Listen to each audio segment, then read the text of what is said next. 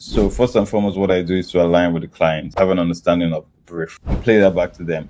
This is what your brief says, this is what the script says. What are you thinking per se? Here's how I see it, and I usually try to have a bigger picture of what the commercial would go like. So when we do a line, oh, okay, that's not bad, we lock it down there. So there's also the part about like knowing your strengths, areas you're strong in, and areas where you thrive. If this style of voicing and narrating is your money maker, if I can put it that way, there's no shame in like staying true to it. But if you're the one that wants to sort of like be a bit flexible and open to different roles, then by all means you can share your many shades. A lot of voice actors do not watch movies. Personally, I feel it's a shame because you pick a lot from movies, and it's not just movies. It could be TV shows, it could be documentaries. If you don't like movies, to do great work you have to know great work. I believe that about life, in all areas of life, basically. I started doing radio commercials without music when I saw that I don't necessarily need music. So let the narrator breathe, let us hear what they're trying to say.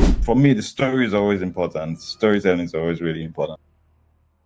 Hi, guys. Welcome to another episode of the Everything Voiceovers podcast, the African perspective. I love to call it like that because it's such a joy to know that every week we come here, we sit down to deliver great gist, voiceover chat, chit chat.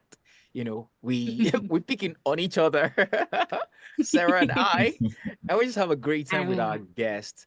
And we've been having amazing guests so far, like the last episode with Boss Chedu. Oh my God. If you've not watched it, you need to go see it on YouTube.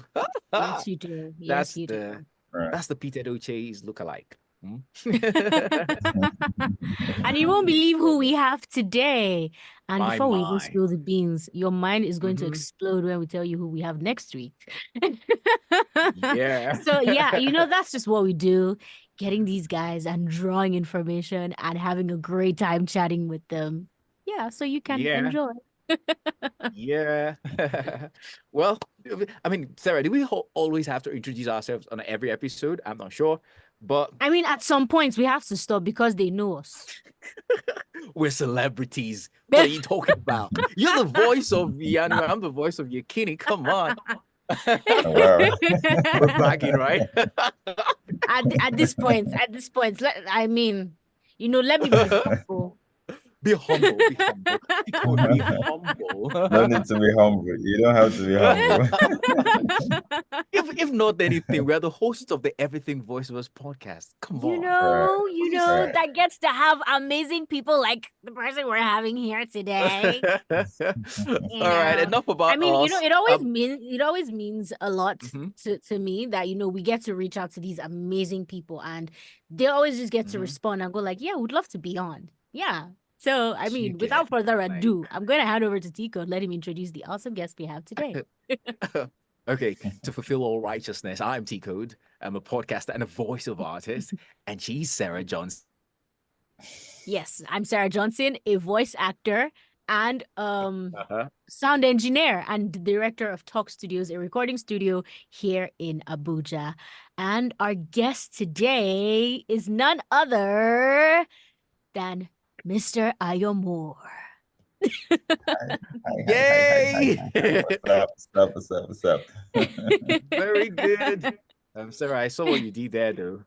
You added to your own introduction, and you just kind of like cut me off. No, you froze. You froze. So I was like, oh, let me pick up. You froze. We both couldn't hear you. So we're like, I was just like, oh, okay. I'm just going to fire on. Yeah. And she's easy to sell a market, so I mean, look for another opportunity to sell your own market. Good. I'll get you the next episode. I'll get you the next episode. And I hope I don't. I wish you all the best. So today we're speaking with Ayo Moore. And quick fun fact, we tried recording this episode right before now. We had some very terrible internet issues on the platform we're using, so we had to move on here. And one of the questions I asked was the pronunciation of his name. As a typical Yoruba boy, I would call that Mori because 2 O's, right? But the stunning discovery is that it's actually Moore.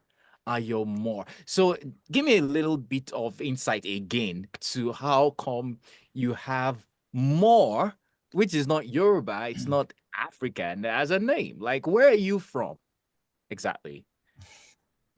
So, I mean, I think, hi everyone.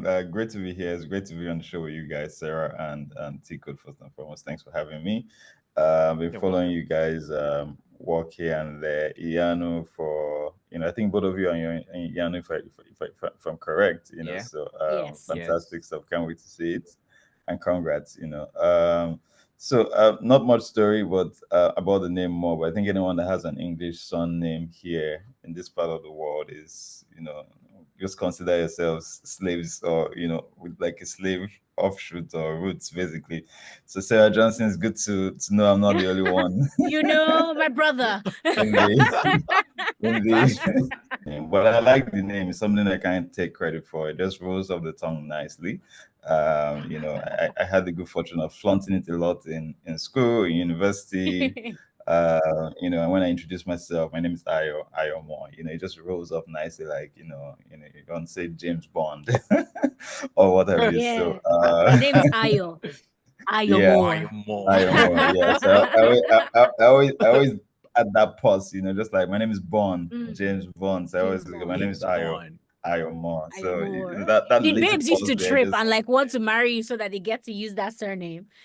I mean, well, maybe a few, yeah, maybe a few, quote unquote. Okay. Funny enough, I'm not married yet, but yeah. So maybe it hasn't worked per se. But Shout out I've to had you a lot guys. of Yeah. ladies tell me that, oh, I love your name. I really love your name. But like, you can have it. I Mm. mean, if you're interested. Mm. That's too wow. You can That's so have it. smooth. That's That is so sweet. smooth. Right. Really? Don't tell me. You I usually keep get that. eye Right. rolls or And I'm like, yeah, all right, not You another can more have it. joke. You can keep it. But Damn. yeah, Okay. yeah, pretty much. Yeah. Shout out to you Oh, guys that have a foreign voice, no, foreign surname. I'm Fine. imagining my name is Ayo Moore. My name is Sarah Johnson, and now I'm like, my name is Right. Tolu Kolade. It's Yeah. very Yeah. long. You just have but I mean, you it have just like a does it good just ruins the combo. entire experience.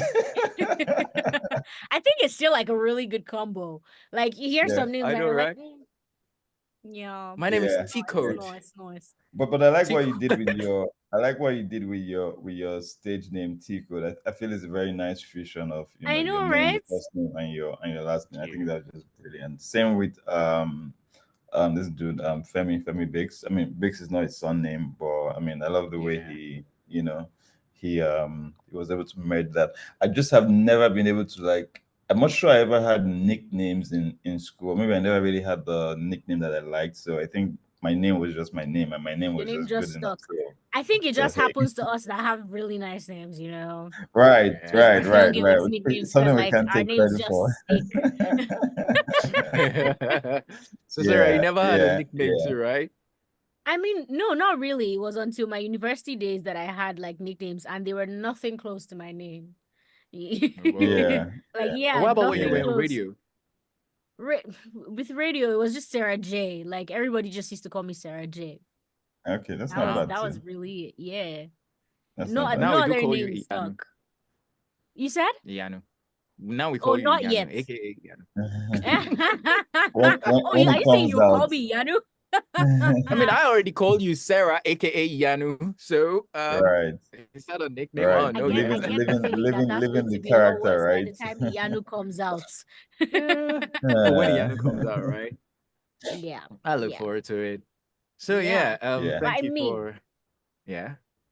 yeah, I Please mean, go enough on. about us. Ayo, please Mhm. tell us about, yourself, aside your interesting surname. I mean, you're a writer, audio storyteller, producer, everything. What has that been like? What has that journey been like for you? Which one started before which? Right. Okay. I mean, I think for me, I started my career in advertising. I worked in advertising for quite some time. I worked with uh, first agency was a small agency called Fuel, and then I moved on to a bigger agency called DDB. It's probably one of the biggest. They have offices across Africa and Europe and whatnot. So I cut my teeth in advertising. I knew from an onset what I wanted to do from university.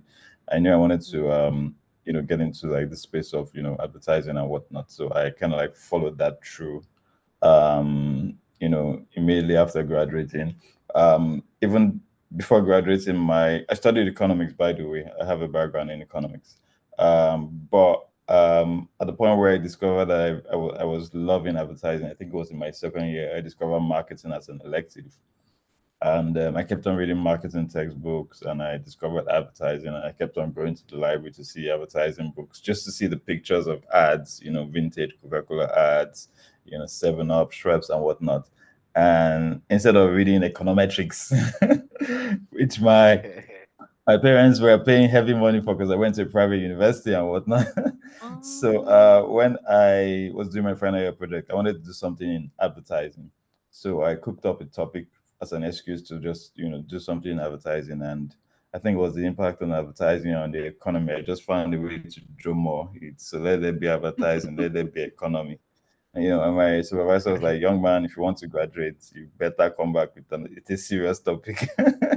So I went over, we did it. I looked for something very, very simple. And I think after then I graduated, thankfully got a 2-1. Not like it matters per se. I'm just saying that in passing. But I think for me, after graduating, I made every conscious effort to get into university. So I started like enrolling into advertising, rather enrolling into advertising schools and and whatnot, basically. So yeah, my background is pretty much that, and discovering advertising and working in advertising exposed me to the world of audio. It started out as radio commercials, which I loved, which I found very, very interesting to write. It sort of like came naturally to me. I love the dramatization and studying more about radio, and looking at radio spots from out of the world. South Africa has probably the best radio commercials in the world. You can go toe to toe, head to head with any commercial anywhere in the world. And I kept on soaking myself into that, and from there I discovered podcasting from the BBC, and I discovered audio drama also from the BBC productions and whatnot. And I think it was there and there that it just formulated in my head that, oh, this is a space that I can stay in. And just like searching for those pieces of work, whether it's a commercial, whether it's a podcast or whatnot, I discovered that radio ads can be better. We can do them better. Like I just discovered we're miles apart, walls apart in the way we do radio commercials down here, and in the way the Western world does commercials. Even just South Africa, which is Africa, but it's like touch Africa, like they always say. So I think for me, it was that realization was when it dawned on me that we can make radio commercials better. And I've always been on that edge to always push the way radios have been. I did that a lot while I was in advertising in DDB and whatnot. And I think it just naturally evolved into me wanting to pitch my tent there and just focus on it. And I started thinking about, okay, probably need to set up a business around this, and I got my first client sometime in 20, I think it was 2017. I was still working on advertising then. I think 2015 or 2016, can't remember very well, but it was for Cars 45. And we did this very, very short set of 2 commercials. We got Rhoda Albert. I'm sure you know Rhoda Albert. She's a popular voice talent.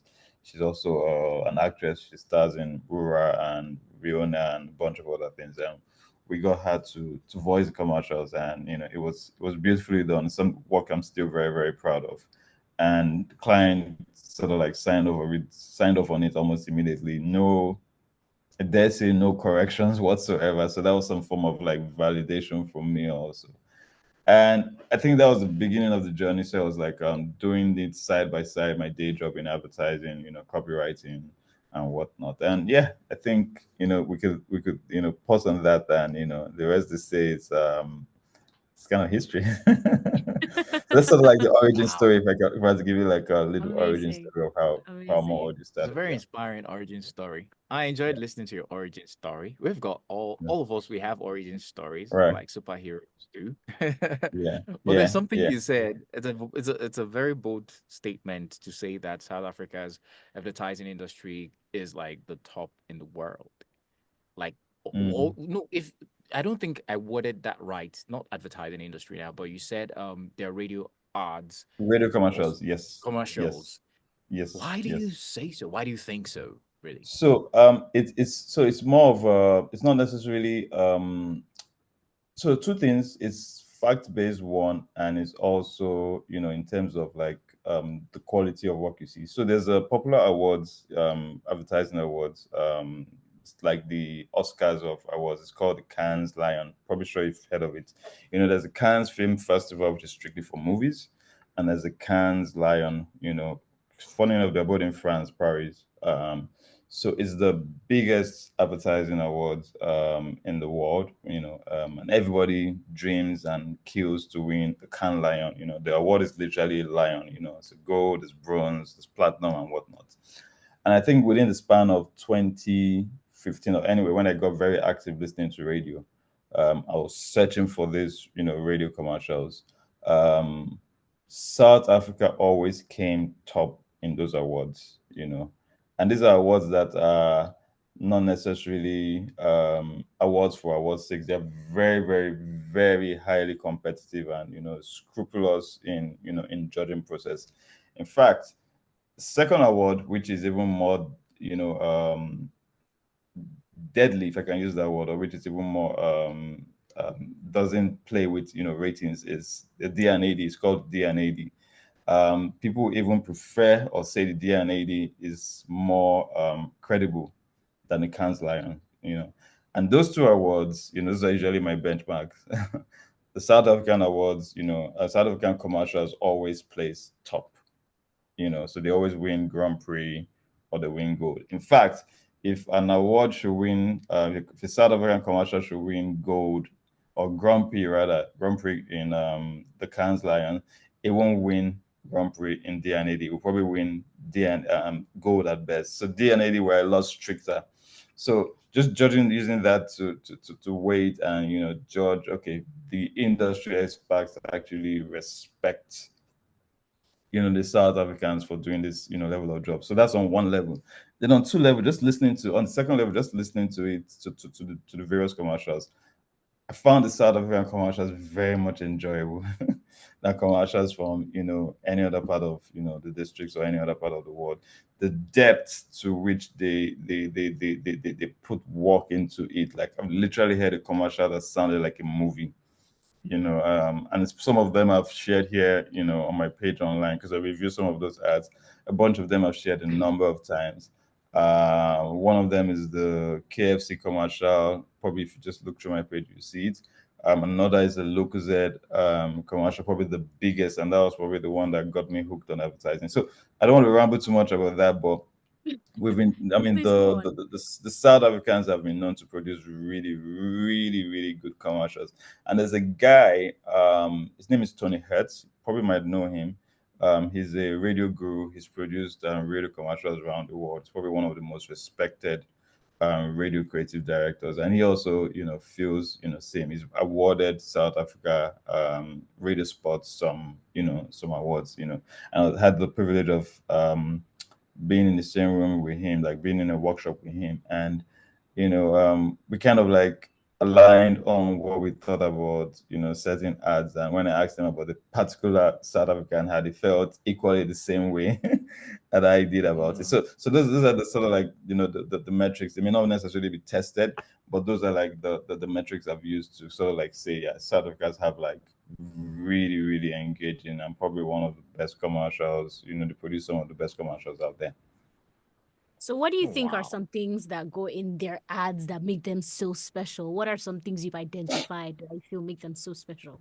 Right. Okay. So one of them will be insights and local relevance, right? They always, and what I mean by that is the South Africans were never afraid, or they're never afraid to use their local culture to play up an ad. So they can go very, very granular. and they can use local typical insights. Like almost any South African commercial you see, we always try to infuse some of their quote unquote culture into it. They don't shy away from it. But I think the biggest for me will probably be the production value. The production value is Mhm. sometimes you begin to wonder why would they have to do that for a radio commercial? Why go that far for a radio commercial? There was one of them. It felt like it was an entire movie. It felt like a full-on movie production. Probably find it and send it to you guys to listen to. It was for Lucozade, and it was story of a kid who, how kids, and this is where insights come true, and it's very very true. Insights are things that are true to, you can't fault them. They're like very very true, and everyone has experienced it, and everyone knows that, yeah, that happens normally. So how kids, when we were kids, when we were probably in primary school or secondary school, we will have homework and we wouldn't do it until last minute. So it's a typical scenario that every parent can relate to, or anybody can relate to. So when you hear that kind of thing, you're like, oh yeah, yeah, I did that when I was also in primary school, silly me. And this is how my mom reacted, or this is how my dad reacted. So it was that typical scenario. And this little kid had like a science project. I don't know how many of you guys had science projects back, growing up. And he was supposed to have done it probably like maybe 3 days a week, but he waited till the day before to tell his mom that he has a science project. So the commercial goes somewhat like that. It's about quarter past midnight, and your son tells you he has a science project due tomorrow. This is the script. I can literally remember it. and and it goes on saying things like, now, you're not one to be a mom that allows your kid fail, and you know that he waited all this while to tell you he has a project. But what you're gonna do, you roll up your sleeves. Now I'm paraphrasing, basically. You roll up your sleeves and you get into it, and you start putting the work into it. And about maybe 3 p.m., 3 a.m., you realize that what you have doesn't look anything like what the science project is going to be. It's probably a bit sloppy or whatnot. So what do? Yeah. You get back at it again. You grab a bottle of Lucozade and you start again from scratch with energy. So they infused like a lot of one insight into the Mhm. brand Mhm. essence. And Yeah. also another another interesting insight where they added something like, because Brad's mom is not going to make fun of you of being a silly mom, because that parental rivalry type kind of Yeah, thing, like my son did it makes it better, totally because relatable. Brad's mom ain't going to shine in this one. So you better get that Lucozade and you all start again. So it was just beautiful to listen to, and the production value was, god, it was intense. It was like all this intense movie trailer. I don't necessarily like having movie trailer references, but this one worked. Like it worked. Mhm. It was purposeful. Like it worked entirely well. And you begin to wonder why. Why did they go that far? Why did they do that? And for some of their commercials, they actually do full on musical productions. So they don't just grab Wow. music from library. They actually produce like the score. Excuse me, the score for an entire 30-second commercial, 45-second commercial, 60-second Hmm. commercial. They literally have musical people on ground, waiting to to do all that. So there's a lot of investment there. There's a lot of money there, but like you just begin to wonder why. Now you're showing up. So for me, those things were key, and for some of them that were not that intense, it was just the brevity and the simplicity of it. Like you take Mhm. a very simple script and you turn it into something beautiful, and I dare say some of those scripts that do not Absolutely. require music, like it just was the voice of the voice actor, no sound effects, no sound bed whatsoever. I think I shared one the last time on my page, and I think I, Tico, you I commented heard that, it. yeah. Yeah. Sometimes it's just about knowing that simplicity works, really. So for me, I saw a lot of those. I was exposed to a lot of those, and it kind of like shaped a lot of my thinking, when writing radio commercials. I started doing radio commercials without music when I saw that, well, you don't necessarily need music. So let the narrator breathe, let us hear what they're trying to say, And at the end, when you're tying in the name of the brand and whatnot, you can just cue in with maybe a tiny 5 second, music and whatnot. So for me, the story is always important. Storytelling is always really important. Hmm. This listening to this is just like listening to a powerful story, actually. And I enjoyed how you took us through the mind and how Mm, advertising really works. Because I think many voiceover artists, some of us aren't that invested in advertising. We don't know the gravity of work that goes into it. yeah, And again, it's also because I feel like we're always like I don't want to say maybe the last person to be brought into the team, but we are more of the yeah, external folk that is yeah, expected to just join the team and yeah, understand everything the team has been putting together for a while. And yeah, I feel like that brings a lot of it takes someone who is very observant and able to learn what the atmosphere is like for the advertising brief to yeah, know what exactly he's supposed to do. And that yeah, also makes me sort of like find some imbalance in the casting process. Now, what I'm saying is like I'm thinking really, really big right now because when you're mhm, casting, you put a script, you put a brief out there, and you just expect voiceover artists to be able to key into it. You may have yeah, a voiceover artist who is talented enough to interpret or to just play the right part in that script. yeah, But yeah. because the person is void of the exact idea that birthed the script, the brief from Context. the beginning, yeah, and he's not immersed enough into your world, the Yeah, person merely just guesses what yeah, interpretation to yeah, yeah, use. And I like yeah, you to speak to this also from an yeah, angle of an ad person, seeing how voiceover artists are just auditioning. What's the best approach that we need to take? I've heard it a lot of times. yeah, Some people would say follow your guts, just do something yeah, bold and don't just take it for yeah. what it is. Some people will say do a research about the brand, different kind of stuff. But Mm, what do you mm, think is the best approach for we voice actors yeah, to be able to key yeah, into the messaging of the ad yeah. from the creators? Mm, Yeah. mm. You're very correct. There's sort of like an imbalance there. So, which is why part of my work is to bridge that gap, between the story or the brief or the script and what is eventually delivered. Yeah. To be honest, and to be fair, yeah, the voice talent is usually the last person in the equation. Like, it's unfortunate. I'm not quite sure anything much can be done about that. But what I try to do when I have productions is number one, I always try to give the voice talent at least 24 to 48 hours time to sort of like soak themselves into the story or into the brief. So when I get a brief, I try, I mean, believe in like this fast, I want it like yesterday, client doesn't approve anything, but they approve, and it's literally like 12 hours to I want it like yesterday basically. But times where I can preserve the sanity of that, I always take it. So I always try to ensure that all right, the voice talent gets a script and has at least 24 hours to soak themselves, into it. So that's one thing that's big for me.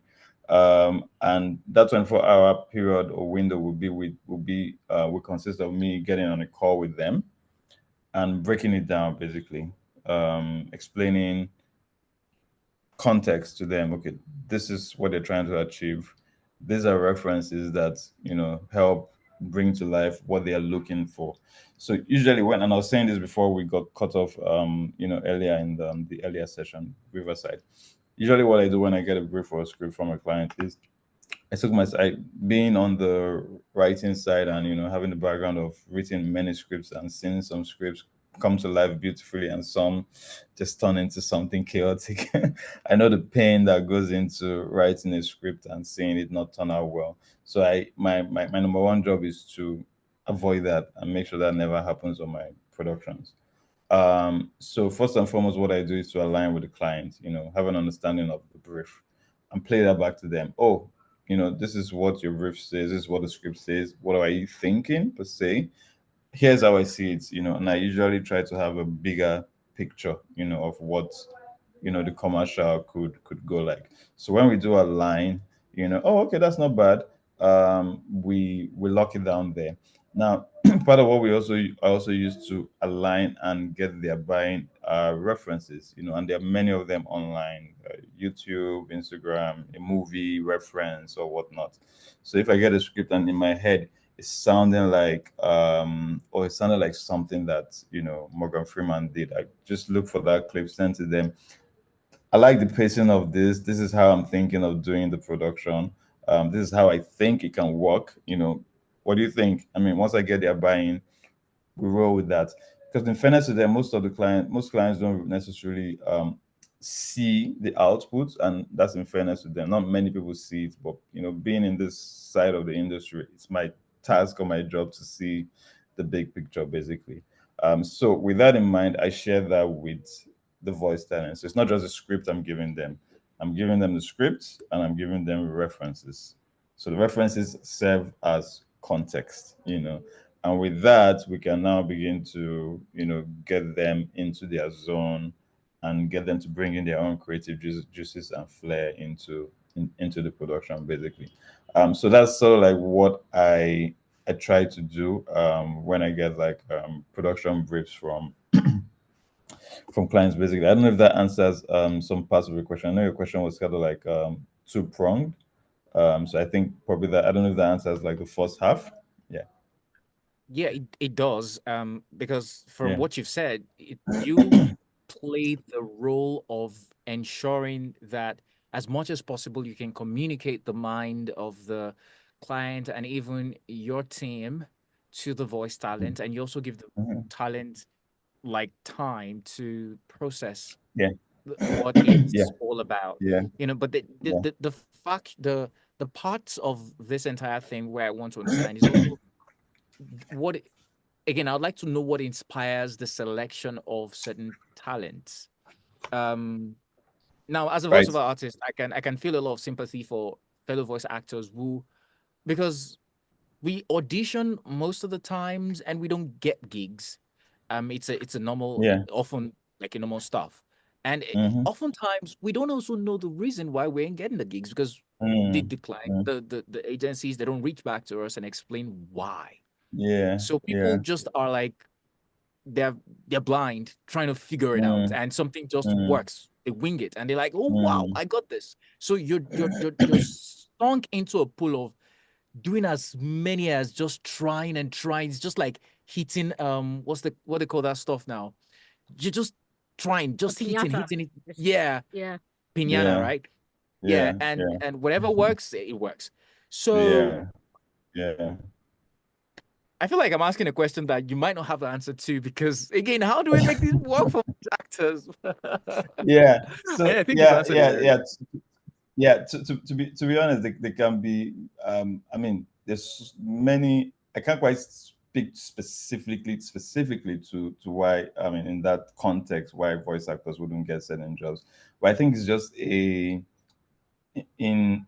fairness, really, or unfortunately, rather, it's a game of numbers and it's also a game of choice. Someone's going to have to get the job, and someone may not. A lot of people won't get the job. That's a fact. And I think it's the same for movies, basically Hollywood, Nollywood. Like people cast, and they don't. I don't think they get to tell them, oh, this is why you didn't really like get the job. Like there's always something that the director is looking for, Yeah. and B, the client wants or the client is looking for. Now, there are cases where, and I'm just kind of like moving forward, but I'm going to track back a bit. There are cases where I get briefs from clients and they tell me that, oh, I want somebody with a baritone voice, full stop, and I want it to be male baritone voice, full stop. That already eliminates everybody else that doesn't have a baritone voice. It's nothing we can do about that. It's what the client wants. Right? Mhm. Now, if they say they want a soft-spoken casual voice, that also sort of like eliminates people with baritone voices and whatnot. So there's that already, that happens. Then there's also an equation where, or scenarios where the client tells you specifically, I want this voice talent. Say, for instance, non negotiable. right? And there are cases where I've seen clients specifically request for talent that, oh, I want that guy that voiced that last commercial. I want him to do it. Like, don't even bother casting. I want her to do it. So that already, there's no negotiation. it's it's unfortunate, but it's what it is. Mm-hmm. So those cases we can't really we can't control those scenarios. Basically, we just have to roll with it. The cases where we can control is what I try to make very fair for every voice talent, and I try to give every one of them like a fighting chance to audition and to hopefully get the job. And for me, when few things ring when I'm auditioning. So once I have an idea of what the project is, I already know the kind of voices that will work and the kind of voices that won't work. So it's going to the pool or talk to someone like from the academy that, oh, I need XYZ type kind of voice, or even just to share the script with them. Okay, apart from getting this type of voices, who else do you think will work for it? Just being very fair and very open. But I think beyond that, there are three things that I usually look out for, and in no particular order or whatnot. But one of them is who can do the job. Like, who do I know can do the job based on this brief that we've gotten? Who do I know can do the job and can do it excellently? And that comes with working with lots of voice talents. So there's sometimes you see a script and you know that, oh, Sarah would kill this, or Sarah would do it well, and whatnot. And there's sometimes that this is not Sarah's script, oh, but she can do it. So there's that of who can do the job, and that's basically experience. It could be a little bit biased because sometimes you just want to get the job over with fast, especially if your client is very, what's the word, demanding, and they want it like yesterday and whatnot. Then the second route, which is probably like the most objective, is who best fits the job, or who the job fits best. Like, you see the script and it just has like a DNA written all over it. Like, I always use Robert Downey Jr. Iron Man as reference. Like, that role was, I think he was born to play that role. He was born to play that character. Like, I don't see anyone else playing it. Even there's been rumors that Tom Cruise was supposed to play Iron Man. I as much as I like Tom Cruise, as much as Tom Cruise is a great actor, I don't think I don't You don't think see him as Iron Man. he would ever be a Robert Downey Jr. Yeah, so there's some people that are just, born for that script, and you just know neck in your neck, you feel it in your gut that it's them. Case in point is excuse me, there was a radio drama I was trying to do some time back, just before COVID. It's one of the stories I wrote. It's called I Games, is on my page, and I was looking for. I'd written the story. It was a short 5 minute story. I'd written it like probably about 6 months, and I was just looking for who to voice it, and I was just like not really taking it serious. I was still doing my day job then in advertising. And this one day, I just Mazino called. We all know Mazino here, right? Mazino up here, right? Yeah. I'm sure you know No him. appeal, yeah. He just calls me up like it's a friend. We talk and we work together many times. He just gave me a ring, just catching up and whatnot. And kind of we finished talking and he hangs up, and I was like, oh wait, this is Mazino's voice for this script. So I rang him up back and I was like, dude, man, I have a script for you. I think you would kill it. It has your nuances, it has your quirkiness, it has your wit and your banter and your clapback and whatnot. Like, I think you'll do a great job with it. So I sent it to him. He loved it. He did it. It was the best voice. Like, there was no competing, there was no contesting it. It was meant for him. So I think the second thing for me is that, like, who's the best fit for the job. And that I to do that, I always try to go through like a roster of people that, or voice actors. So I always send at least 5 to 6. I try not to send too many to the client as samples. So once I get the brief, I'm like, okay, this person will actually do the job. So I always put like the people that I know that can do it well and do it very well, and those that I know undeniably, like, yeah, this one will do it. I try not to put recommendations because the client may feel you have a, trying to be like, Mhm. favor someone and whatnot. So I usually allow it the client make their decision. But if they do insist, and if they insist, I always tell them that you can't go wrong with XYZ, you can't go wrong with XYZ and whatnot. So those two things are key, for me. The third thing, really, and as a side, is who won't be difficult to work with, and for me, like, I don't need drama on set. I don't need anyone that will come and make a complicated situation more complicated, or a very simple situation Complicated. highly difficult and highly competitive, or highly complicated. So who's not going to be difficult to work with? Because some voice talents, I'm sorry to say, some people are, and I've worked with a lot of them, and most of the ones I've worked with are actually real G's. They are good people and whatnot. But I've also worked with some people that are very, very, very difficult to work with. Like, they do one take and they feel like it's yeah, that's it.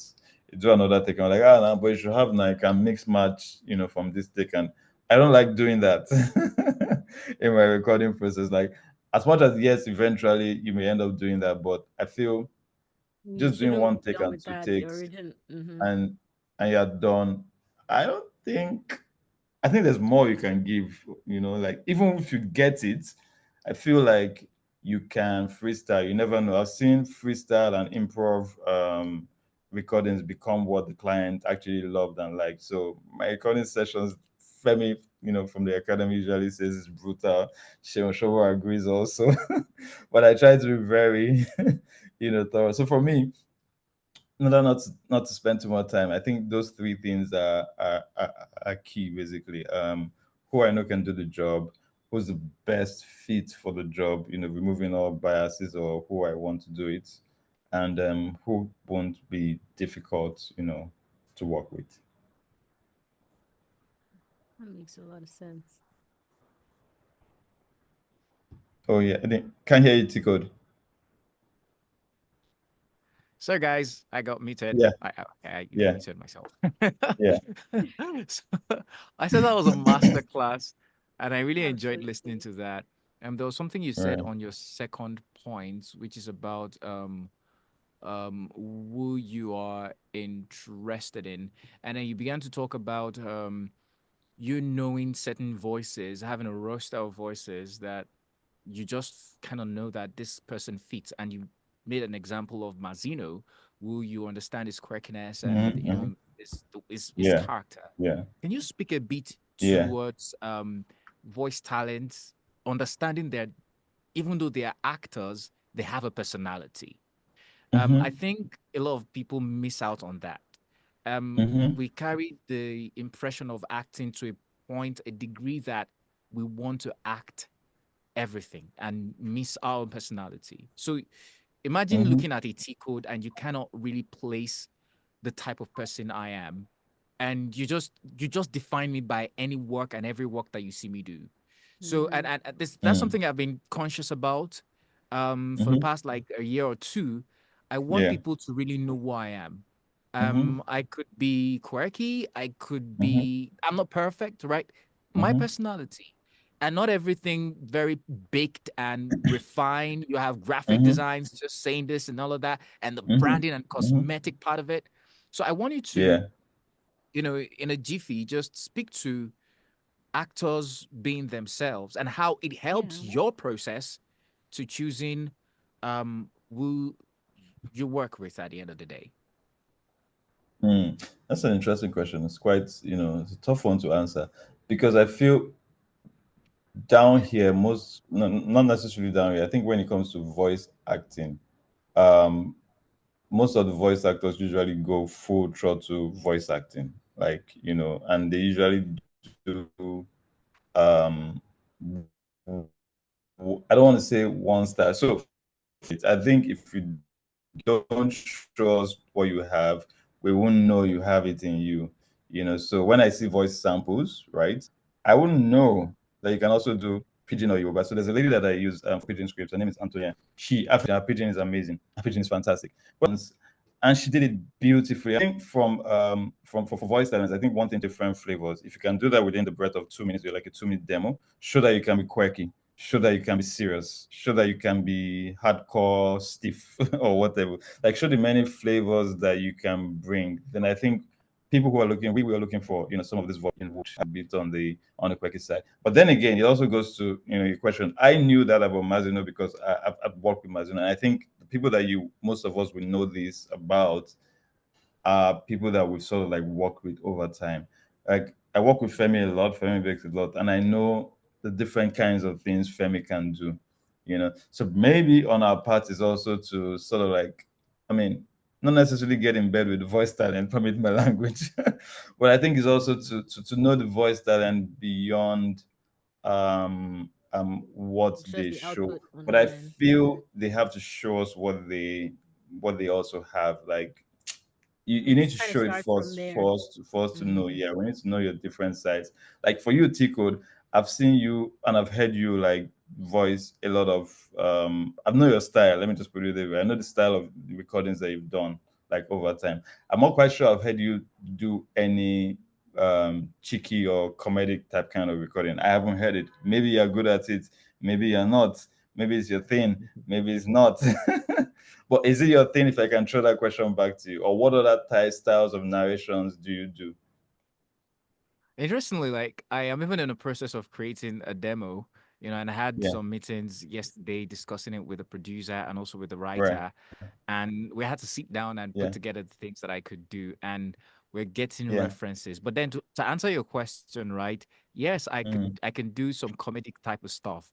I recall mm, there was this, and the ad is not out yet. I'm gonna check in with the mm, producer just to confirm yeah, though. So probably yeah. when it comes out, I'm gonna send it to you. And it Okay, was this cool. kind of commercial that had this script. It was one of Mm-hmm. those scripts that you just once as a talent, you see that kind of script, you're like you either nail it or you Yeah, don't. And whoever yeah. nails it is the person. I don't think there will be versions of 3, 4 people that will nail it because, Mm, it, again, and I think that's something like a genre with genres like comedy, like mm, acting comedy is can be tough because comedy is yeah. supposed to be very natural. So the ability to It become funny is not is that tough. easy. Yeah. So Mm-hmm. when I saw the script, I just needed to own it. I created something that never Mm, existed. I took the lines in mm-hmm. the script and I recreated it. It had something to do with singing a line out, and Right, I right. I crafted the song originally. And Well, the okay, day the that's producer nice. reached out to me and said, "Oh, we really they like what I did. They just want me to add this few lines to the end." I was like, "Whoa, I got the gig right." When I Mm, heard myself mm, when they sent it to mm. me, I was like, "Wow, this was actually good." Yeah, yeah, yeah, yeah. So I like to hear that. Yeah, I like to hear that. I yeah, like to see that. Yeah, Yeah. I you're can't right So, on wait so for that. it to be Comedy out though. can be yeah, very yeah. Comedy interesting. is yeah, it is difficult. And here that we like slapstick comedy, I mean, it just makes it like it's not the kind of comedy I I would remember like Yeah. working to. on an animation, and it was so challenging because I was doing it in a totally different accents than Mm, my Nigerian mm, accents, and then I had to yeah. sing off key. Right, Wow. just right, like just right, like yeah, Tico said, I had to sing off right. key. So I mean, it turned out great, but yeah, I mean, I get that. So, but I think a lot of voiceover artists find it hard showing that part of themselves, right? Yeah, That's yeah, that's the point that yeah, I'm driving at. Usually, yeah, it's when maybe a part demands it that you now get to see that part of the voice artist. I think a lot of yeah, times even yeah, voice artists yeah. don't even know that that part of themselves exists They until have that. Yeah, a yeah. situation or Exactly, a role or exactly. something calls for Yeah, it. exactly, you know. exactly, exactly. So You're yeah, very, I you're think very correct, and I think it also goes to and that's why sometimes they are,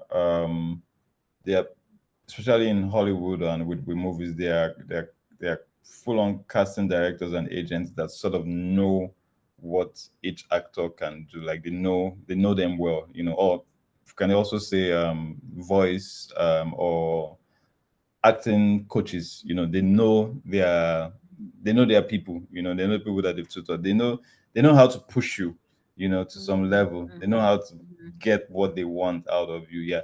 So I think sometimes like it takes a lot knowing people, and that's why I like working with the guys at the academy. That's Voice for Academy. because they've sort of like spent some time. The academy is very thorough. They have about different kinds of programs, and they've spent time with some of these voice talents, like probably like minimum of like 5 days. A couple of hours, maybe 3 to 5 hours, 5 days a week, and they sort of like seeing their a little bit of their evolution, quote and unquote, and they always do like a demo, before they round up the program and whatnot. So that gives them the benefit of that, and Sharon Shoba is very brilliant at that. To be able to see that if you put yourself to it, you should be good at public speaking, or if you put it to it, you should be good at this pigeon thing. You speak pigeon beautifully, but you should be able to narrate in pigeon. Like, I don't know why you're running away from it. I have a friend who he's very good when it comes to pigeon writing pigeon, like, and I used to feel very what's the word, and every one of us used to go to him for pigeon corrections or pigeon, like, Ross, help me with this, my pigeon script, my pigeon is not that, my pigeon is horrible. Both writing and both speaking. So we usually go to him like, Albert Albertino, come please, come and work your magic. And we found out that we're always sending like pigeon scripts to him to edit and whatnot. But he always used to feel some type of way, like, you're relegating me to just pigeon scripts. Like, what do you guys take me for? But I'm like, dude, you don't know you're sitting on a gold mine. Like, to be the one that everyone consults for pigeon related issues. Like, man, yeah, you're missing out on a lot. So yeah, I think sometimes, with most casting directors, and I try not to call myself like a casting director per se. I just say that I've been able to work with a lot of talents, and I've been able to, like, get talents for certain roles. But for some of them, or for most people, they sort of like spend some good time with these talents, and they kind of like know what they're capable of and what they can do. Like, sometimes I pick it up almost immediately, like, nah, she can't do it, nah, he can't do it. And sometimes I'm like, you can do it, like, you're just not giving it your all. You can actually do it, like, I actually see you do it, but you just have to go a bit further. There was this classic scene in, I don't know if you guys saw Oppenheimer, the movie. um Yeah. I haven't seen it, and I need to okay. see it. Yeah. So there was this scene where it's a long movie, like I watched it within 3 days, so don't worry. But what I'm trying to point out was the backstage, interviews with all this Hollywood reporter and Yeah. whatnot. They brought Robert Downey Jr., they brought Emily Blunt, and they brought what's his name, Cecilia Murphy, and they were talking about Downey's, performance, and Downey won Best Supporting Actor for that role. And there was this scene; it was just a tiny scene where Robert Downey Jr. backstage was the one behind everything. He was the one like pulling plugs and everything. And when he was busted, Spoiler. sorry, but when he was busted, there was this scene that everything had cast, and he was trying to get like a deal in Congress, and he just turned to, like, probably the Secretary of Defense or something. I was like, so I guess I'm not getting the deal anymore. And the guy was like, no, you're not. So that was the line. That was the line. That was just the line. So when they were telling us the backstory, he said there was this particular scene I just described, and the director was Christopher Nolan. And if you watch Christopher Nolan movies, Christopher Nolan does not. Come on. That's It's my favorite thorough. director. Or, yeah. So he said, Robert Downey said that they've done this scene over and over again, done it like 20 times, did it another 20 times, and Christopher Nolan was just like, Robert Downey Jr. thought that he had done it, he had done it, he had done it, he had gotten it, and Christopher Nolan was just like, I don't know, I just feel you have more to give me. And he did it like 1, 2, 3 final times, and that was the scene that they went with. So sometimes it's the work of, either the director on set or whatnot, to know what certain actors are Mm. capable of, basically. Yeah. And this just makes me remember. I don't know if you've seen Gladiator. Yeah. Yeah, it makes Yeah. me remember Joaquin Phoenix's performance in it. Hmm. I was watching the Yeah. behind the scenes, and he was talking about how nervous he was. Yeah. He was so nervous throughout like the production, Yeah. and Yeah. the director just knew, like, he knew what was going on, and he had done so many takes, and it was only Hmm. like the last 3 takes that they, but he knew that in order to get him Yeah. I think Sarah's breaking. I can't hear her anymore. Yeah. Yeah, well, I mean, yeah, maybe we could pick up. I think, Yeah, sure. Still trying to like, yeah, but yeah, she was making a fantastic point, right? yeah, And this conversation has been so eye-opening to me. I also this conversation helps me to to appreciate better the role that voice directors play in the entire process. Of course, I've been working with a voice director. Well, I've had to work with a couple of voice directors in the course of especially animation gigs. Not so many commercial gigs these days have the involvement of voice right. directors, and so you kind of like have voice Yeah. actors working in silos, self-directing, managing the process, trying to audition Mm-hmm, so fast, and mm-hmm. you stand the risk of having half-baked stuff. I don't know how we're gonna like solve that issue as if it's an industry problem, but I think the world is also so fast-paced that Yeah, you're now in the competition to just get things done ASAP, ASAP, ASAP. And I'm not yeah, exempted because especially when you're playing on pay-to-play sites and all of that, you begin to go through processes like this. So, well, it is what it is. And I hope you got those points because the network seemed to be breaking while I was speaking. yeah. I don't know if you got it. I can hear you. Yeah, I can hear. Can you hear me well? Yeah, yes, Can I you hear can me hear, okay? I I can can hear you hear very you. well. Okay, great. Okay. Yeah, So yeah. did you Yes, get the yes, things I was yes. saying?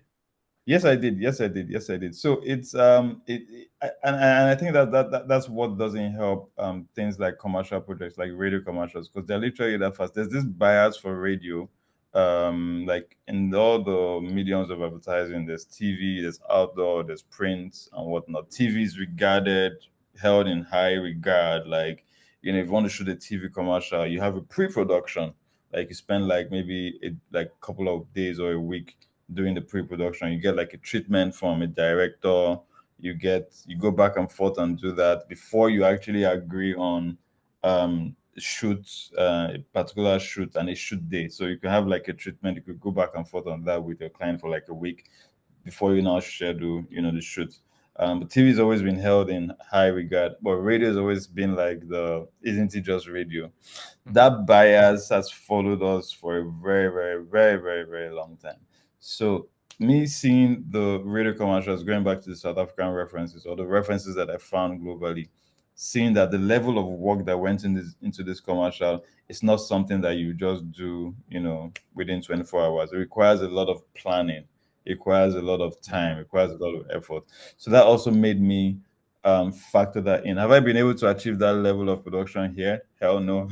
Because I'm literally getting like briefs from clients like 24 hours to the fact of want this recorded sharply, blah blah blah blah blah, and whatnot.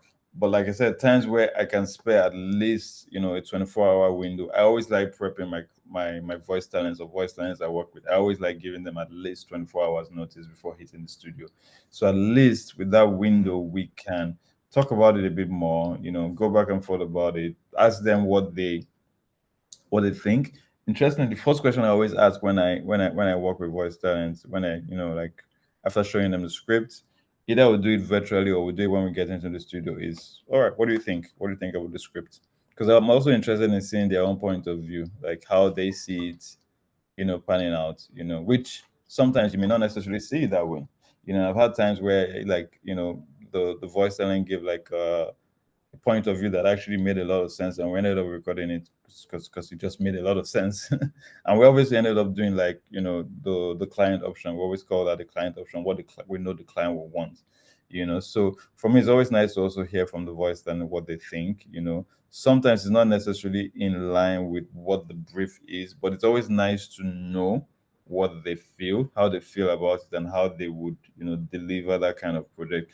And I think if not for anything, it's just like courtesy. Like you invite somebody to come into the studio to record, you give them a job. You don't just say, "Oh yeah, take, can record. Oh yeah, take. This is what I want."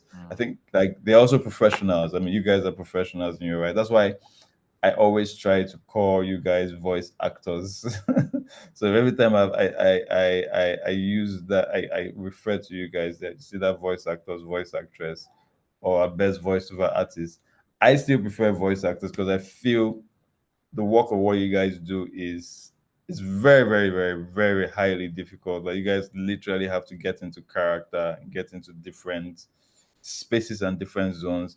And when you do it on commercial projects, like a radio commercial, you have to get into that zone within the shortest period of time. So that's a lot of work and it's a lot of effort.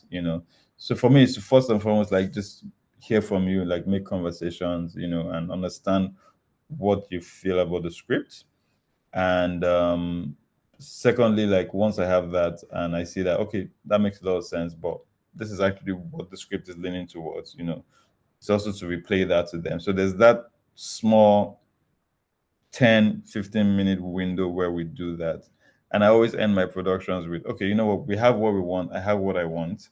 Just this is your take, this is yours, freestyle. Like just give me anything you want. Like just go crazy, do your thing. So and they usually like most of them usually like that, oh, okay, yeah, anything, like they just like go into it, go off script. Like, and I always try to give the allowance to go off script. I don't always recite or get my voice lines to do a script exactly the way it's sent. I always go off script. Like, I always add like some words, some ad libs. I always tell them like, just add something else to make yourself feel comfortable, or start with something else that is not on the script. So I try to be a bit what's the word, open about it. But yeah, when it comes to commercial reads, especially for core radio commercials, yeah, I totally agree with you. It's really, really the time is not it's brutal. It's brutal, and I'm not quite sure what can be done with that. But when I do have the space, and the allowance to, just like I said, I always do that. I think for me, I always give like about 2 to 3 days of production. So when I'm talking to clients, how long will it take to get the job done? I always go for like 3 days, 2 3 days of production, and that's including recording down to actual production. So it depends on the number. If it's just for one script, the more scripts, yeah, obviously you try to buy some more time. So that also gives yourself some room to play around in the studio. And I try not to have too many recordings in a day.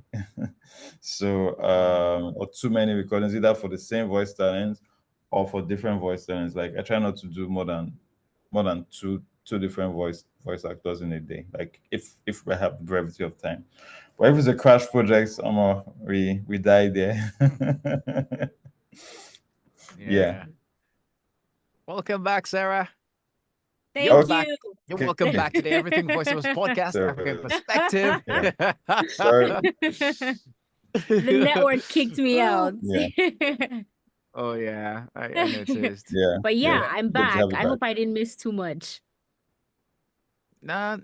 I made a No. comment and I reacted to it, talking about how we just, but basically what we are talking before, how voiceovers just happen, especially in the commercial space, and we don't necessarily have in most cases the kind of attention Mm-hmm. that is given to audio dramas or Yeah, animation, where there is a yeah. voice director, there is this, there's a cast, and Mm, that is a Mm-hmm. very mm, big process. Yeah. mm, So, and I was just, mm. giving his comments on that. So I want to Mm-hmm. ask one more question. Ayo, you said you're not, or you don't like to describe yourself as a casting director or a casting manager, or whatever it is. But Yeah. you you I mean, interact with a basically, lot you of double as a voice director and casting voice director director. of Yeah. it. Yeah. Yeah, Yeah. so I want Yeah. to understand, what do you do? Like, how do we define you and even your company, right? Again, not just for the sake of the voice actors, but even agent. Should I say clients who really want this? Are you an agency? Are you a voice director? Are you a casting agent? What is you're a writer as well? Are you a Mhm. copywriter? Just give us all the definitions Okay. of Ayo Moore Okay. and more Okay, audio. right. So more audio is an audio production company, right? That's the heart of what more audio is, and we handle audio stories end to end. Be it a radio commercial, be it a podcast, be it radio drama, an audiobook, anything that lives and breathes on the audio space. We do that. My job basically is to bring the story to life. So which is why sometimes I would liken my work to that of a creative director or a movie director on a movie set. So there's a producer. If we were to make references to movies, there's a producer who sometimes we call the money. They're the ones that fund the project, or is it the executive producer? I can't remember how they target these days. Then there's a director who needs to see, who has the entire creative license and creative liberty, and he's charged or tasked with bringing the job out. So I dare say liken myself to Christopher Nolan or Quentin Tarantino or a Spike Lee, Yeah. if I can say that. So yes, I think in a nutshell, that's sort of like what I would describe my daily job is across the different expressions of audio projects. So if it's a radio, I see it from, I give myself the task of seeing the big picture and bringing it to life. If it's a radio drama, we're currently in production of one right now at the Academy. I'm working with Fernie Bakes on one. I've been producing that for quite some time, and and sometimes that Femi is happy and is okay with it, and I'm not okay with it, and we have to either we come to a healthy compromise, right? And that's the beauty of working with someone like him. I worked with him for many years, and there are times that I take his word for it. That yeah, I respect that. I agree with you. Sometimes I grudgingly agree, and then sometimes I'm like, nah, no, don't this time. So I think my job is to see the project out. So I think that's the best scenario I can use to explain it. It's like being a director on a movie set, basically. The executive producer is the client. They're the ones that fund the project. And yes, and I also do. You're very right, Sarah, by saying that. Yes, I also involve myself in casting and determining Yeah. who voices a particular project. But I try not to do that in isolation. So I always work with the academy, also with Femi, because they have tutored people, and they also very much know um people that would be able to deliver on certain projects. So my typical day when I get a brief and I'm looking for voices is I sift through mine after knowing, okay, I know this 2 3 people can do it, but I need to give the client like maybe 2 or 3 more options. So I reach out to Femi and I tell him that, look, I have this project, I send him the script. These are the guys I've drafted. I know they can do it. What do you think? Oh yeah, yeah, agrees. Yeah, def. Or like, who else do we have? Like, help me out here. And I'm not shy to ask for help, because at the end of the day, I want everyone to have like a fair chance or a fighting chance to get the job. I mean, you were saying something about auditioning and not necessarily getting gigs. Like, to be fair, I'm all for fairness, and now I'm all for everyone having a fight. The times that I have literally even started like stitched people's voice talents demo together. Like, say I see a script and I see that, okay, this person has sent me one demo that sounded like what the script would demand or what the script demands, and he sent me another different demo that sounds entirely opposite. So I've done this a few times for some talents. I've done literally like grabbed some clips from their show reels and stitch them together. I shouldn't necessarily do that, but just to give people like a fighting chance and to get the clients to see them in different lights. This person has voiced this before. This person, same person, has also appeared as this, before. It's a little bit of, he has a little bit of roundedness to himself and whatnot. So I think it's to be a bit fair and like give talents fighting chance to do it. And when they don't get it, the ones that talents that usually ask, because I don't tell them I've shared their voices to XYZ client for a project. I mean, I used to tell them, but I think I stopped. So not to like raise their hopes high, and at the end of the day, you're coming back to them that, oh, they didn't pick you. So I rather not even like do that. But when some of the voice talents I've worked with in time past, when they reach out to me like, how far now? You're not giving us gigs. I'm like, but you know the drill now. I don't make the final call, And by the way, in fact, I even shared your voice with a client a couple of weeks back, but they went with someone else basically. Yeah. So yeah. So I don't know if that answers your question. That's sort of like my job or my role in this audio space. what I do and what the company does. I don't know if that answers the Yeah, question. Pretty Yeah. it much. actually does. All right. Sarah, you got anything you want to say or throw in the conversation? No, I mean he's pretty much answered it.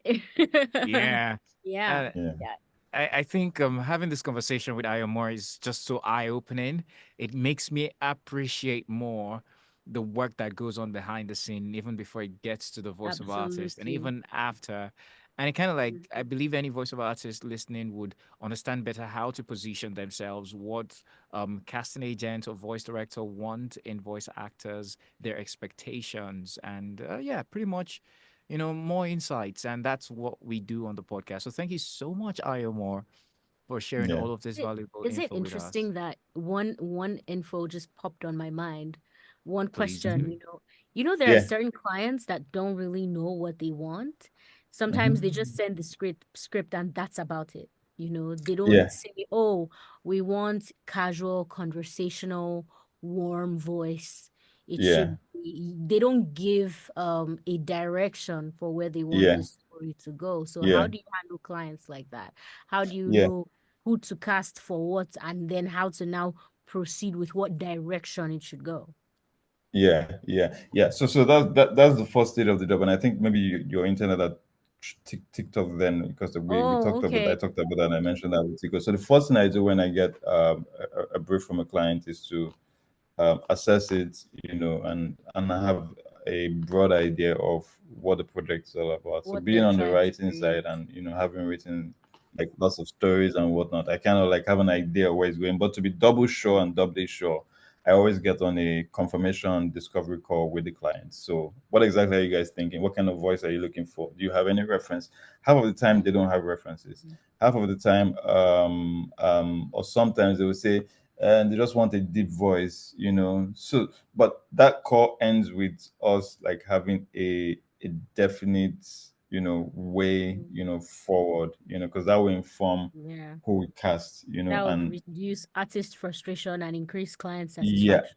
exactly. And we always share, voice samples with the clients. Okay, this is this particular voice. Which of them do you like? Oh, Sometimes, depending I on think the that's client. important with references.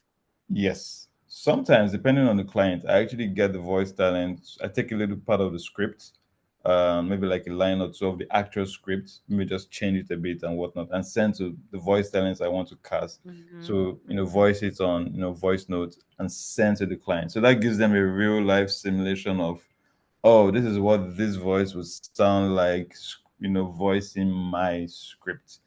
So but it depends on the peculiarity of those clients. There was I've done that for some French speaking. Well, I mean, there's a one of the clients I work with. They have like a French division, and I did that with them. So I got like 2 3 voice talents to just voice a particular part of their script, sent to them. They picked the ones they like. It was very, very obvious and clear and whatnot, and they went with it. So I think the first stage is to have an understanding. My job wouldn't be I wouldn't be doing my job if I don't get that confirmation call, or if I don't engage in that discovery call with the client, and that's going to impact on time, and it's probably just going to waste everyone's time. So and nobody has time for that. So yeah. So yeah, that's kind Mm. of like Makes how sense. how we go about it. Yeah, Amazing. yeah, Amazing. Yes, I mean that's pretty much what all my questions. Ayo, this has been yeah. such an insightful conversation. Oh, it's I've great. I've Thanks a lot. personally learned a lot. Oh, great to hear. Same Happy here. Same here. I feel like I'm happy gonna to. do better. These are the kind of conversations that you wish you had heard before you properly started your Mhm. career. But so for up and coming talents right now, you should make sure you listen to our podcast every day. I mean every week. Because these Mm, kind of conversations are needed, especially in the foundational stages. Me, for instance, now I'm Absolutely. thinking, oh, there are a couple of opportunities that I had missed because I didn't prepare well enough. The kind of like demos that I used to send out there before now, they Mhm. weren't so expressive of my range. And someone like mm, Ayo Moore, imagine him asking for my demo and I send him that demo.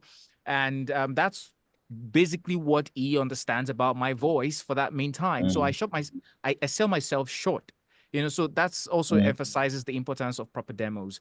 But Yeah. yeah, we could go on and And I on. think Yeah, go just on. to pick on that, sorry to cut you, just to pick on that also, there's also the part about like knowing your strengths, and knowing where you're the areas you're strong, in, and areas where you thrive, So if this style of voicing and narrating is your money maker, if I can put it that way, there's no shame in like staying true to it. There's absolutely no shame in staying true to it. But there's also, I mean, but if you're the one that wants to sort of like be a bit, flexible and open to different roles, then by all means you can share your many. Like, who would have thought Chris Rock? Not Chris Rock. Sorry, what's his name? Kevin Hart. Did you see the movie he did with Brian Caston? The Upside. No, I haven't seen it. I've been Okay, ignoring that so he movie, did but a I movie. think We I'll all, go we all know check it what now. Kevin Hart's movies are like, right? It's always Yeah. exaggerated, Yeah, funny, and whatnot. You comedy. won't believe Kevin Hart did a serious movie. Like, if he was very sober, and I think it was, for me personally, it was More one of his sober than he best. was in what's this movie where this Father's Day movie? Oh, Fatherhood. Yeah, Fatherhood. More Yeah, sober than it Fatherhood? was that. It was that kind of sober. But Father was more like a documentary, was it, or was it like was it a No, movie, no, or it was it? was a movie. So it was sober. It was around that sober. Yeah. So he was, out of work. He was a frustrated man. Like, he was dealing with lots of issues. Like, I would never have thought Kevin Hart would be able to pull it off, but he And there was can. not So one if comic somebody, moment? yeah, and they don't, and they were comic moments, but they weren't outlandish. They weren't like Yeah. over exaggerated. They were actually Mm. very funny. I feel Kevin Hart's stand up, like, it's a bit too much, or his comedy is a bit over the top. But there were times where he made very subtle, witty jabs and witty, comic appearances that were actually really, really good. So yeah, there's promise in sharing like your different style. But the money maker, what will bring in money for Kevin Hart is his natural style, what he does with The Rock, what he does with his the ones he did with Ice Mm-hmm. Cube and whatnot. So yeah, there's promise in staying in your space, but there's also, I mean, it's also nice to explore different sides. There was something you also said just before, sorry, I'm elongating it. Something you said about budding voice talent. Like, usually when I meet talents and whatnot, and when I have conversation with voice actors, I always like try to make conversation with them rather. And what I usually ask is, you guys watch movies? So, like, throwing the question to you guys right now also, like, do you guys watch movies? Because Yeah, I I found out that do. a lot of voice actors do not watch movies, and I think it's a personally, I feel it's a shame, because you pick a lot from movies, Absolutely. and it's not just movies. Like, it could be TV shows, it could be documentaries if you don't like movies. If you like documentaries, it could be something on National Geographic or Discovery Channel. If you don't like that, it could be an interview. It could be an interview with Yeah. Questman's Business or something like that. An interview with Christina Amanpo. If you don't like that, it could be a speech. It could be the presidential speech. Obama's speeches are great. I feel to do great work, you have to know great work. I believe that about life, in all areas of life, basically. So I I feel, think part of Sorry. sorry, go on. Yeah, no, please go on. No, I was just saying it's kind of like calibrating your internal meter for greatness and what good Exactly, stuff exactly, is. Yeah. exactly, When she exactly, said it, exactly. you sounded Yeah. so intelligent. I started feeling like I'm not intelligent. Don't worry, you have your Calibrating your comeback. internal meter for greatness. I mean, You have your comeback. so, so Don't worry, the comeback, but I'll be ready for the comeback, Sha. That so one. next yeah. episode, I'm here for you. Oh my, Yeah, come but yeah, on. I'm happy you what you consume stuff. So, Tico, do you watch movies, or you consume these kinds of I Sounds like do, you but don't. no, but me, I'm more of an audio person. If you give Right. me too much movies, I'll sleep off. But you see, Okay. Yeah. audio, I Yeah. immerse myself in audio stories. So I'm more of an audio Right. person than VPs. Yeah. Right, right, right. So I mean, I feel that there's something for everyone, and you know, just like we said, it's for some people it could be movies, for some people it could be TV shows, for some people it could be like listening to the news, because you pick and you soak a lot from them, Exactly. like their references, their nuances, their pitches, their inflections that you pick from when you watch people, you know, do this. And I found that most of the times when I have this, like, you know, make conversation or small talk with, you know, voice actors, boy, like 7 out of 10 of them don't watch movies, and I'm just like, God, man, you guys And don't know what you're missing. here's one interesting one. Here's one interesting Right? one for people who are like for people like Tico that are more audio inclined.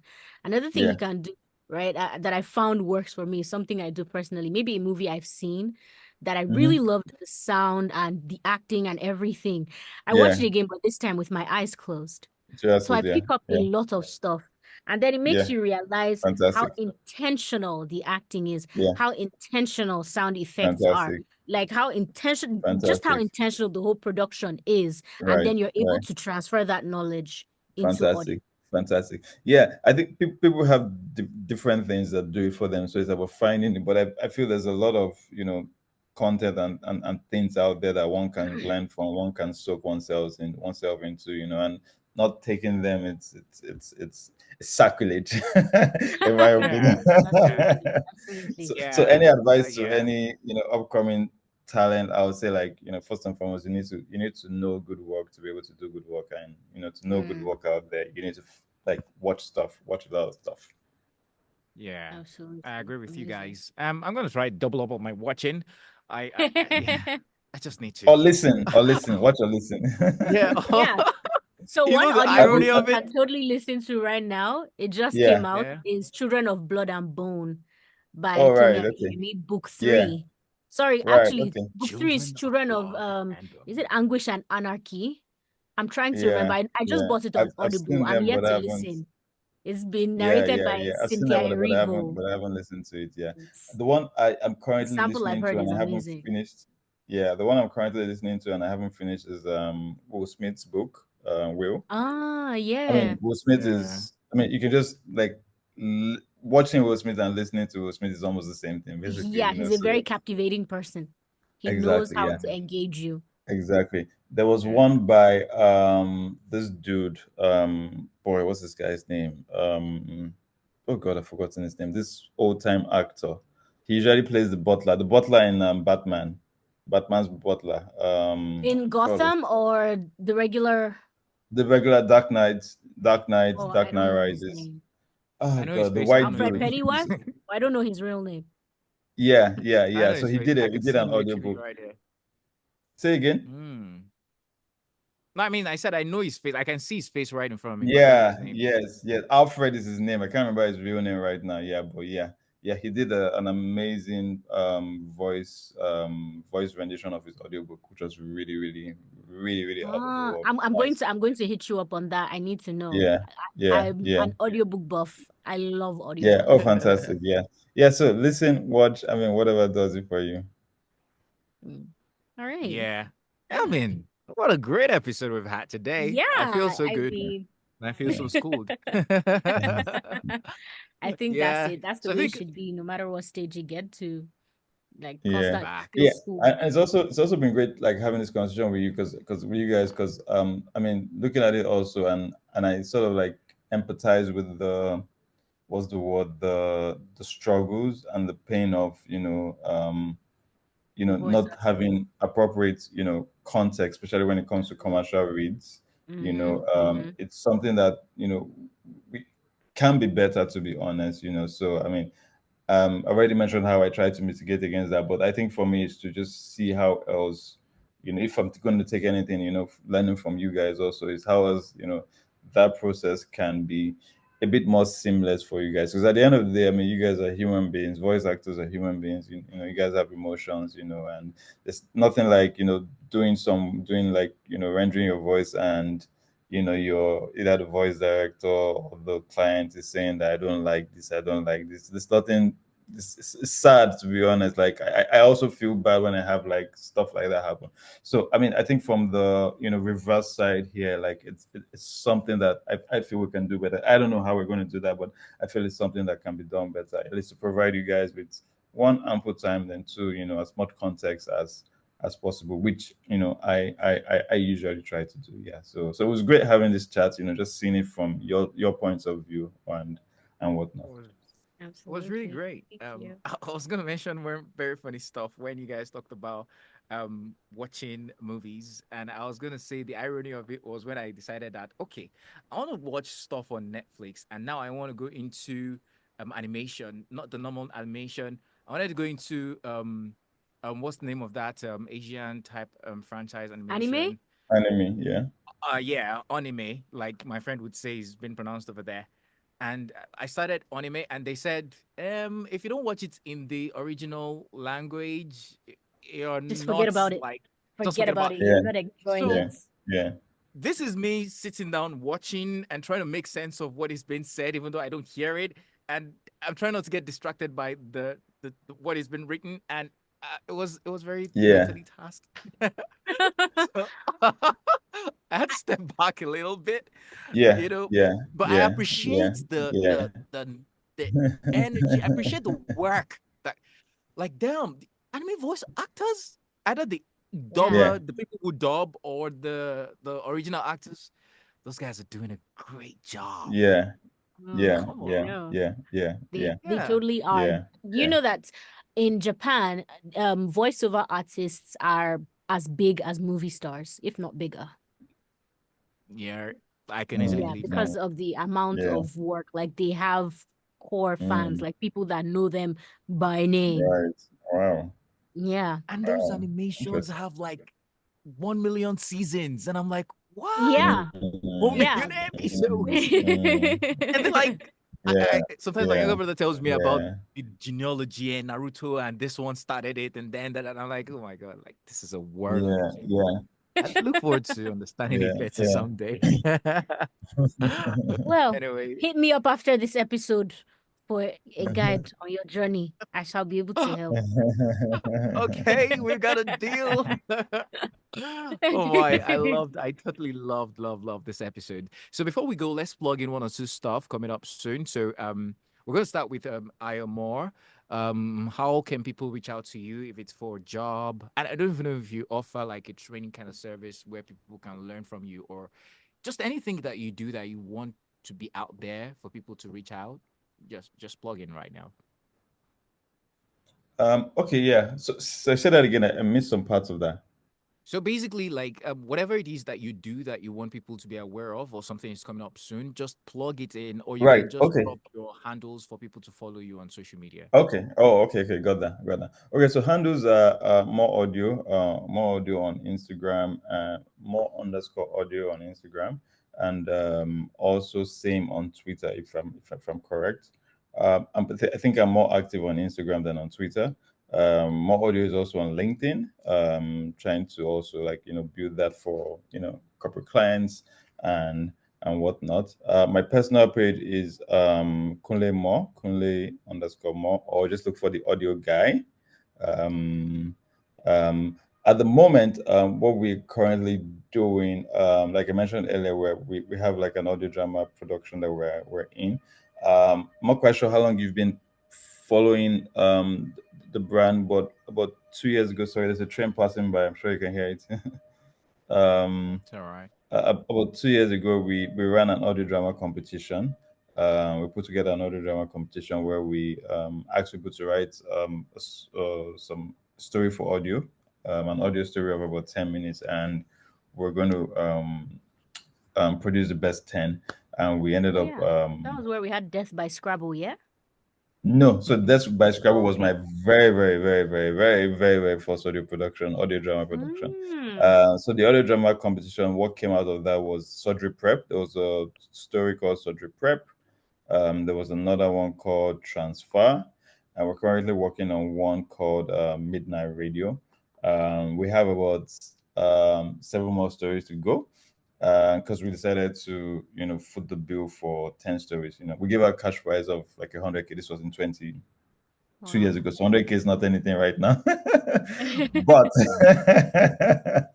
but but we decided to we loved some of the entries we got, and we decided to foot the bill for to produce for free some of the stories. So we're currently doing that. It's been quite tasking, mixing that with day job, but we're going to get to all those stories, and we're currently in the process of editing and post production of what else are we doing here at More Audio? I think for me, the goal is to be an audio, trying to build. Let me not say the goal, but we're trying to build an audio production network, where we can have different kinds of audio stories, ranging from audio drama and podcasts. So for me, it would be what I would really love, what will make me really like fulfilled would be if you're thinking of looking for something to chill with or some form of entertainment. Probably you don't want to watch Netflix or you don't want to check out Prime. You could just come to the network and okay, let's listen to some audio drama. And you have like a roster of various audio stories to listen to. So that's what I'm currently trying to develop. It's hard. It's long, it's very Time demanding, consuming, I believe. time consuming, and we got to mix that with paying clients, with commercial work, because we have deals to pay. So yeah, and that's also to say, if you have like a radio production that you want to see through or bring to life, yeah, you could reach out to us for that. Or you want to voice any form of audio visual, basically we also handle that. So I said I should sell my market a little bit, before I leave here. So so You did there's well. like Sarah plugged in her studio.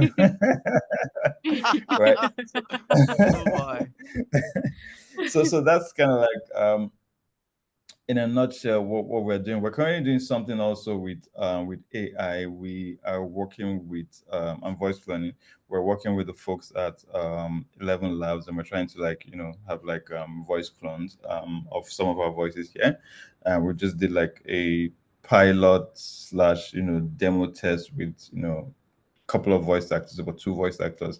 Very, very successful. Voices were almost next to normal, almost next to real. And we just Yeah. tested the process out for a couple of months, and we've had like a very, very um, you know, interesting couple of months doing that, with lots of learnings and whatnot. So if not for anything, um, don't be afraid of AI. It's not the end of Yeah. the world. We have to find ways to coexist with it, and that's what we're trying to do, like coexisting with AI, but obviously doing it in Mm. for the benefit of the talents and as ethical as we can try to do it. Yeah. So yeah, I think kind of like a nutshell what we've been up to the last couple of months. Yeah. That's Well done. impressive. That's Yeah. so Yeah. impressive. Well, I'd love to have conversation about AI with you maybe much later. Sure. That would Sure. be really Cool. interesting Anytime. to see what you guys are Yeah. doing. So Sarah, Yeah. it's your turn to sell your market. You want to Me, tell us anything you we should be anticipating? But well, I at see the you do a lot moment, with Talk Studios. Yeah, go on. yeah, at the moment, nothing, just my regular old talk studios, for now. In time, I'm working on some stuff, and in time it shall be out for the public Be sure. consumption. But yeah, until then, Mhm.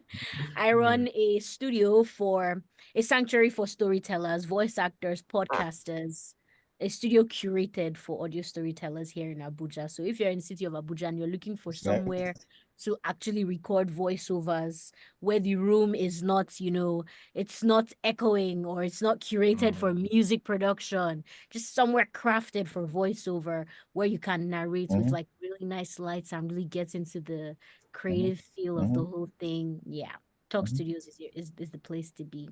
And you also get I you agree. get to work with me, and I mean, not to brag, but I think I'm a good voice director, yeah. Yeah, she's directed me before, and I was like, I wish I Oh, could that's just take nice. you home Oh, with that's me great. and Oh, just that's direct cool. me on one seconds. So yeah, it's Yeah. it's definitely the from what everybody that has come over, we've been getting really, really good feedback. So I'm really excited Yeah. about that. So make sure you stop Mm. over sometime. I'm creating more than just having people come in and record. I'm trying to create a network of voiceover artists in Abuja, because I realized some of us are here in this same city and none of us know. Mhm. We don't know each Mhm. other. I remember the psalmist David. I'd seen him so much online that Mm. Mm. I didn't even Mm. know that we were both based in Abuja until tcode came to Abuja. And then he was like, "Oh, there's someone I'd love for you to meet." And then we met Right. each other and it didn't even click immediately. It was until later I was like, "Stop, I know you. You're the psalmist, David." And he's like, "Yeah, that's me. I knew you Mm. immediately I Mm. saw you." I'm Mm. like, "No, stop." Just stuff like that. So we get to have hangouts Right. and, just get to know each other and talk about trends in the industry, how to help each other Right. grow, and all of that. So yeah, basically that's it. Yeah. Oh, fantastic. I should be in Fantastic. Abuja this Fantastic. Fantastic. December, and maybe we could even record another episode physically, right? That would be cool. I know that would be Um, so fun. yeah, yeah, and I look forward to Right. another Abuja Right. voiceover Right. hangout. By the way, I left you a review on Talk Studios on Google, so Oh, yeah, I hope you saw stop. that. Thank you. Okay, so it's my turn now, guys. So there's Yes. this thing Yes. that I Yes. started Yes. Yes. last year. There's what I started last year called the VO Fireside Chat. If anybody knows me, and I think it's also very synonymous with my brand, I like to talk about voiceovers. I like to interview Right. people that are professionals in the industry. So this year, I decided to continue the VO Fireside Chat. So it's gonna be like an end of year kind of thing towards the last quarter of the year. You can expect that I'll host fireside conversations on Instagram, and we're starting November. So I have a Right. great lineup of guests that you want to listen to. And yeah, you're gonna get to know more about it as I reveal things about it. There's a promotional for that, so I just thought to plug it in. And speaking of plugging things in, we have said it in the beginning of the me and Sarah hosting that, guys, if you have voiceover related questions, just write to us Yes, on please. our everythingvoiceovers at gmail.com. Would love to Mm-hmm. take your questions, and even our guests, I believe they would have some insights to share too. So please do write to us. We want to hear your comment, your feedback, and your questions. And finally, you can show us some love. It costs a lot to put this together, time, energy, and financials. So any way you want to Yeah. show us love, particularly financially, you can do that. Check the show notes, and you will find the link to send us something, a show of love, and we really appreciate that. Right. All right, so I think Yeah. that's it Great, from great, me. great, great work Okay. you guys are doing, by the way. Yeah, great Thank you work you very guys are doing with the much. podcast. I know how difficult it is podcasting is. It can be very stressful, can be very demanding, but yeah. But great work you guys are doing. And Thank Thank you for you. so being much. consistent. Yeah, thumbs up for the consistency. Woo! I feel Thank proud of us. you. Thank you. Yeah. Yeah. I mean, Yeah. thank you very Yeah. much. Yep. Proud of you All too, right, Code. guys. So we see you in the next episode of the podcast coming up Yes, next yes, week, Friday, yes. and we'll look forward to it. All this Absolutely. right. is Until this is next me time. signing out. Yeah, Yeah. Bye. All goodbye, right. guys. Bye, All everyone. Bye. right. Recording stopped.